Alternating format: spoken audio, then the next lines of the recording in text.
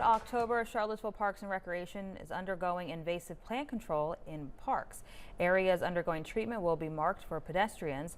The treatment efforts work to remove invasive plants impacting the Charlottesville tree canopy, wildlife, and biodiversity, and later to replace those invasive plants with native ones. We are promoting tree canopy. One of the impediments to healthy tree canopy is invasive plants, particularly vines, which do tend to kill trees, either by climbing them and twining and restricting nutrient flow, or actually growing into another tree and becoming very heavy in wind events and leading to failure.